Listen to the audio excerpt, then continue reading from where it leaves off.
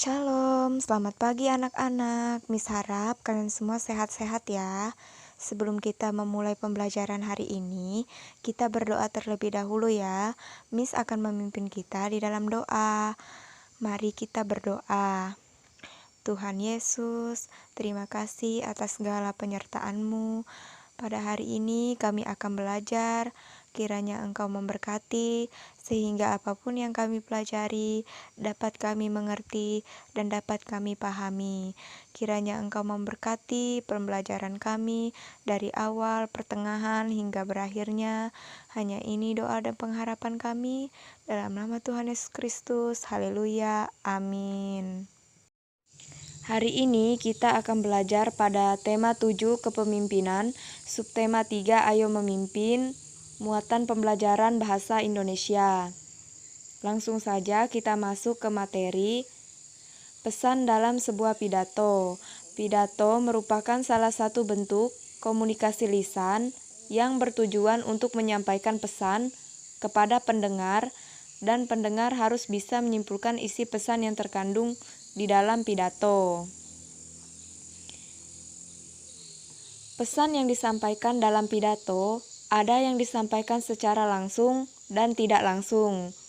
Pesan yang disampaikan secara langsung, misalnya dalam bentuk ajakan atau himbauan. Pesan yang disampaikan tidak langsung, biasanya dalam bentuk pernyataan tersirat. Selanjutnya, hal-hal yang perlu diperhatikan saat menyimpulkan pesan pidato. Yang pertama, pesan harus mencakup isi pidato yang disampaikan. Yang kedua, pesan bukanlah ringkasan pidato, tetapi penafsiran terhadap pidato yang disampaikan. Perhatikan contoh berikut. Ayo simaklah cuplikan teks pidato berikut. Menurut saya, sosok pemimpin yang kita butuhkan dalam berbagai tingkat kehidupan adalah pemimpin yang dapat menjunjung tinggi nilai-nilai Pancasila. Pemimpin yang menjunjung tinggi nilai-nilai Pancasila dapat mempersatukan dan mensejahterakan warganya. Jika pemimpin menjalankan kewajibannya dengan baik, ia akan dihormati oleh warganya. Salah satu pesan dari cuplikan pidato tersebut adalah seorang pemimpin harus menjunjung tinggi nilai-nilai Pancasila. Selanjutnya, mengidentifikasi informasi penting dalam teks pidato. Dalam menyusun teks pidato, kita harus menentukan dalam topik yang akan dibahas. Topik tersebut dapat berupa gagasan pokok. Gagasan pokok adalah masalah dasar yang menjadi ide sebuah tulisan atau cerita. Selain itu, pidato juga harus mempunyai tema, tujuan, dan pesan. Selanjutnya, cara menyimak pidato yang baik. Yang pertama, fokus terhadap isi pidato. Yang kedua, mendengarkan pidato yang disampaikan dengan baik. Yang ketiga, mencatat hal-hal penting dalam pidato. Yang keempat, menulis kesimpulan dalam pidato. Silakan anak-anak perhatikan contoh teks pidato di bawah ini. Siapakah yang pantas menjadi seorang pemimpin? Ya, semua orang berhak menjadi pemimpin, termasuk kalian.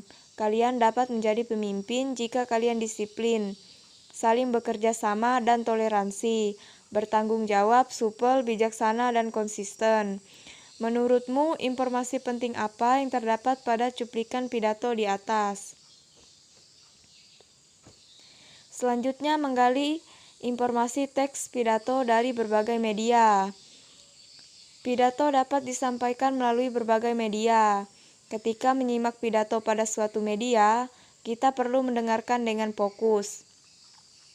Tujuannya agar dapat memahami isi pidato, serta pesan-pesan dalam pidato dapat tersampaikan dengan baik. Miss harap anak-anak semua mengerti ya.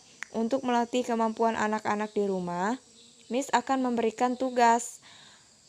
Tugas dari Miss, buatlah teks pidato, kemudian tentukan apa informasi dari teks pidato yang sudah kamu buat. Silakan tonton lagi video pembelajaran minggu lalu. Bagi yang sudah membuat pidato, langsung saja tentukan pesan dari teks pidato yang sudah dibuat. Baik, kita akan mengakhiri pembelajaran kita hari ini. Kembali Miss akan pimpin kita di dalam doa. Mari ambil sikap doa, mari kita berdoa. Tuhan Yesus, terima kasih atas penyertaan-Mu. Kami sudah belajar, kiranya Engkau memberkati, sehingga apapun yang sudah kami pelajari, dapat kami mengerti dan dapat kami pahami. Hanya ini doa dan pengharapan kami, dalam nama Tuhan Yesus Kristus. Haleluya, amin.